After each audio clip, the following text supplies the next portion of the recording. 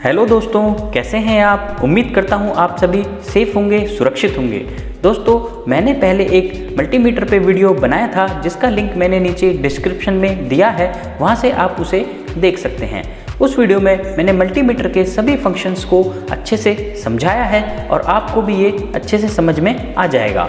दोस्तों, यहाँ पर एक मेन पॉइंट ये है कि जब हम मल्टीमीटर से करंट पर आते हैं और करंट को मेज़र करते हैं तो हमें थोड़ी दिक्कत होती है, क्योंकि हमें वायर को कट करना पड़ता है। मल्टीमीटर में जो एमीटर वाला फंक्शन होता है उसके लिए हमें वायर को कट करना है और उसको हमें सीरीज़ में कनेक्ट करना होता है, तो इससे हमारी वायर जो है वो डैमेज हो जाती है। बट दोस्तों, एक मीटर और आता है जिसमें हम वायर को बिना कट करे उसमें कितना करंट जा रहा है ये हम आसानी से देख सकते हैं। इसको हम कहते हैं दोस्तों क्लैम्प मीटर। इसी वीडियो में मैं आपको इस क्लैम्प मीटर के बारे में बताऊंगा, जो मेरे पास आप देख सकते हैं फ्लूक का 362 क्लैम्प मीटर है, जिससे मैं आपको करंट मेज़र करके और जो भी इसमें फंक्शंस हैं उनके बारे में एक्सप्लेन करूंगा। तो दोस्तों, हम बढ़ते हैं वीडियो की ओर। दोस्तों, मेरे पास ये फ्लूक का क्लैम्प मीटर है। इससे हम इलेक्ट्रिकल में इस्तेमाल होने वाले लगभग सभी पैरामीटर्स को मेज़र कर सकते हैं। इससे हम AC voltage, DC voltage, resistance, continuity, AC current, DC current, ये सभी को मेज़र कर सकते हैं। इसमें आप और देख सकते हैं एक 0 का बटन होता है। ये हमारा जब रीडिंग आपकी स्टार्टिंग में 0 पर सेट नहीं है तो उसको सेट करने के लिए यूज़ होता है। अगर रीडिंग मेज़र करने में रीड करते वक्त वेरी हो रही है तो हम यहाँ होल्ड वाला बटन को प्रेस करते हैं। यहाँ पर आप नीचे की साइड देख सकते हैं, इसमें वोल्टेज और रेजिस्टेंस का एक सिंबल बना है। ये हमारे वोल्टेज और रेजिस्टेंस मेज़र करने के लिए ही इस्तेमाल होते हैं। इन दो पोर्ट्स पर हम लीड को लगाते हैं। रेड वाले पोर्ट्स पर रेड वाली लीड, ब्लैक वाले पर ब्लैक वाली। इस तरह की दोस्तों मैं आपको लीड दिखा देता हूँ।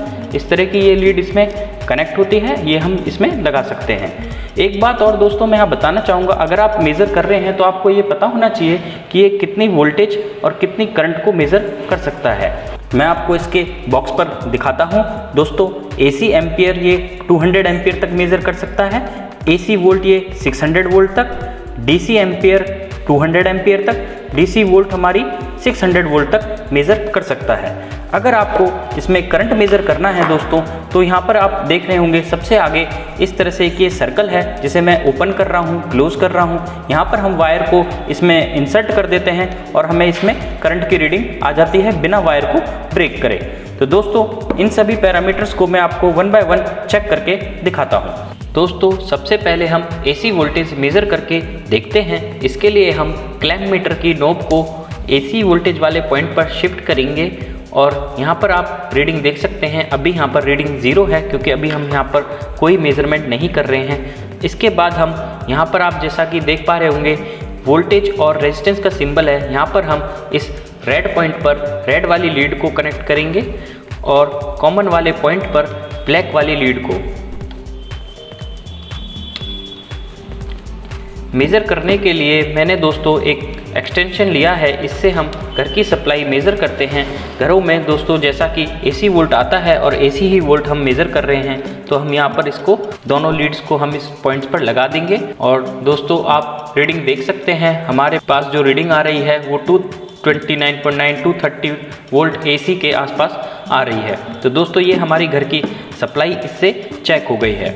अब नेक्स्ट पॉइंट पे हम दोस्तों DC वोल्टेज मेज़र करेंगे। DC वोल्टेज मेज़र करने के लिए दोस्तों मैंने एक ये सेल लिया है, इसको हम मेज़र करके देखेंगे कि ये कितने वोल्ट का है। मल्टीमीटर की नॉब हमने DC वाले पॉइंट पर सेट कर दी है। यहाँ पर अभी 0 रीडिंग है। अब हम इसको मेज़र करते हैं। दोस्तों, सेल या बैटरी को मेज़र करते समय आपको उसमें नेगेटिव पॉजिटिव ध्यान रखना होगा। नेगेटिव हमारी ब्लैक वाली लीड को हम नेगेटिव पर लगाते हैं और पॉजिटिव पर हम रेड वाली लीड को लगाते हैं।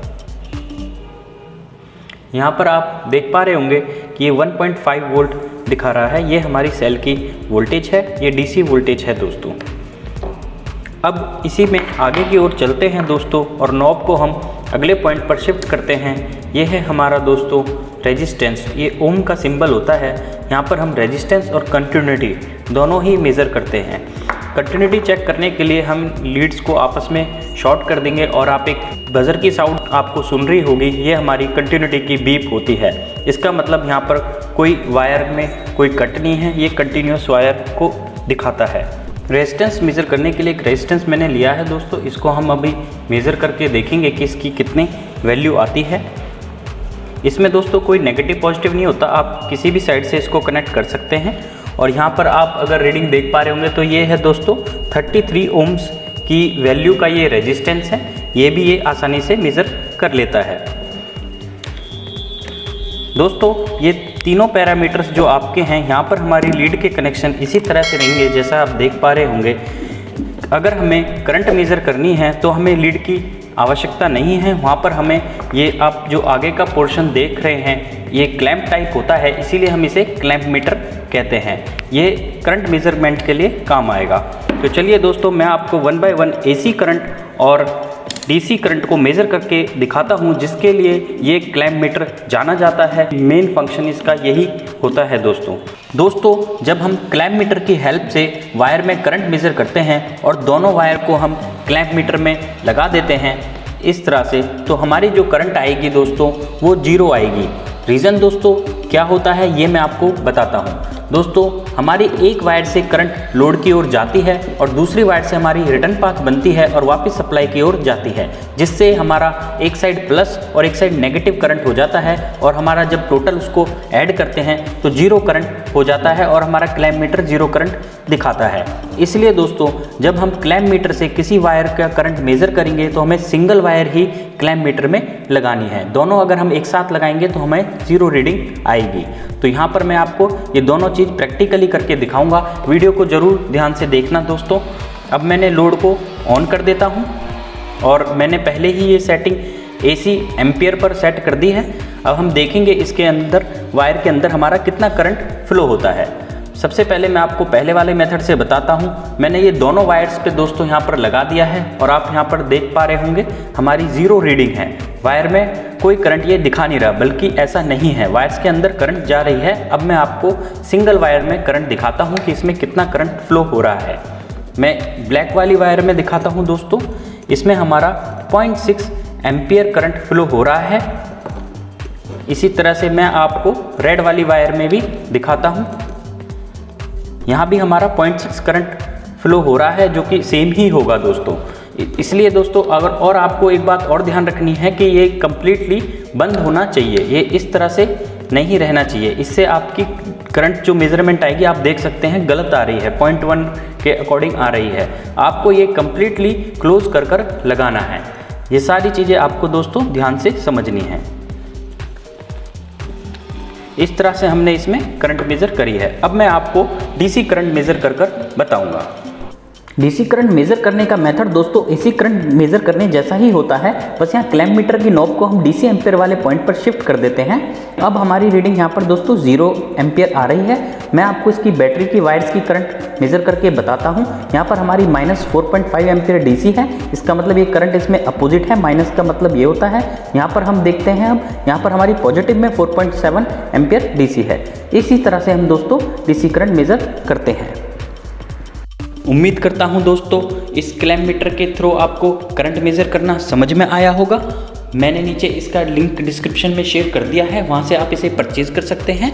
ये दोस्तों काफ़ी एक्यूरेट क्लैंप मीटर है, जैसा कि मैंने आपको इसमें रीडिंग मेज़र कर दिखाया है। इसकी रीडिंग्स पर आप भरोसा कर सकते हैं और क्लैंप मीटर के कंपैरिजन में काफ़ी अच्छा क्लैंप मीटर है। अगर आपका मनी का इशू नहीं है दोस्तों तो इसको आप परचेज कर सकते हैं।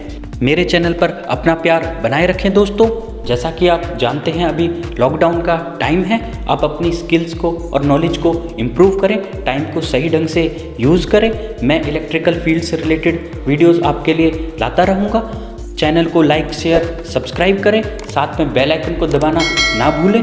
मिलते हैं आपसे अगले वीडियो में।